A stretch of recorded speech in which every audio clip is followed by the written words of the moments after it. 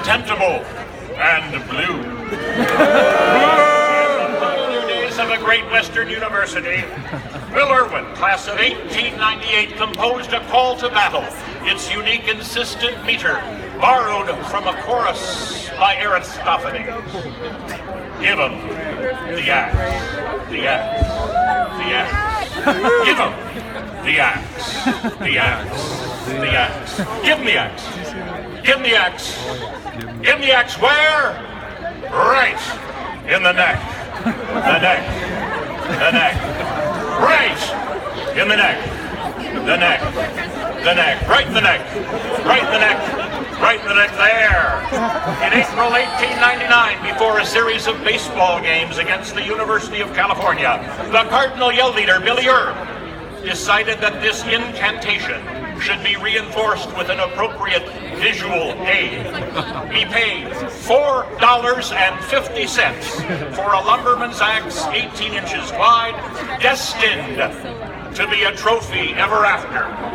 At a bonfire rally, he took an effigy bear in one hand and the newly forged axe in the other, and he did what any sensitive, fully evolved human being would have done. He hacked the bear to ribbons. And at the game against California on April 15, 1899, at a baseball diamond in San Francisco, he displayed the axe with carefully modulated assertiveness, offering helpful demonstrations of its intended operation to those attired in blue. But ladies and gentlemen, our rivals' hearts were evil. Their hands were cunning and their feet were swift, and within 48 hours of its initial public display, the Stanford axe was stolen by criminal conspirators from the University of California. They hid it in a butcher shop, they cut off its handle, they ferried it across the bay to the foul and cavernous lodgings of the dirty Golden Bear. For 30 years following this felonious capture and asportation, the odious Moscoites held it, guarded it, and paraded it in public as their most treasured possession. Wow. But friends, here in Palo Alto, the residents of an obscure men's dormitory called Sequoia Hall perceived that it was their destiny to recover the axe for Stanford.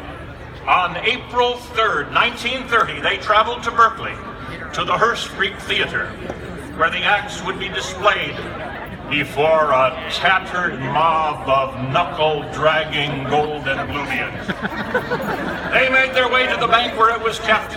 Disguised as press photographers and sports reporters, they asked for the axe to be held on high. "We'd like to take a picture for the papers." And as the flashbulbs popped for the photographs they pretended to take, the immortal 21 wrested the axe away from its captors and brought it fast and furtively around the edges of the bay to its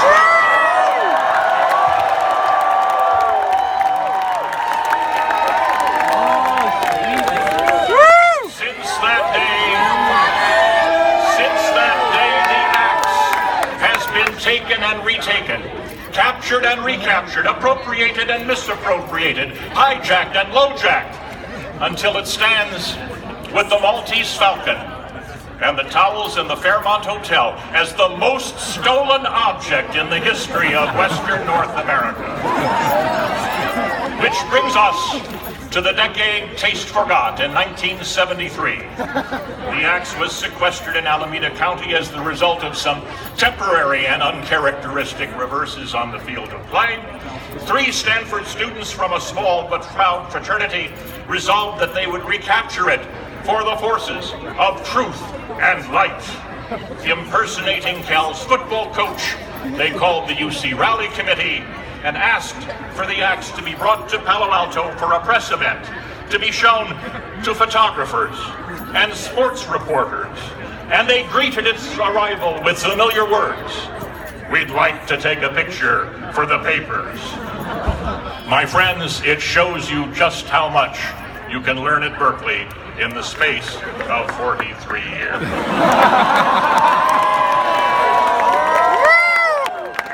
You and I are the sons and daughters of one of history's epic rivalries, expressing the Hegelian antithesis between all that is heroic, uplifting, and red, and all that is tawdry, meretricious, and blue.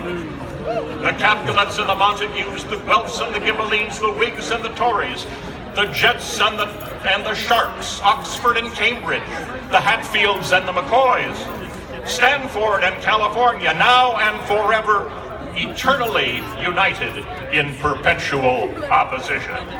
And for us, in the valiant conquering spirit of the immortal 21, on Saturday, as in every year, the watchwords are, Beat Cal!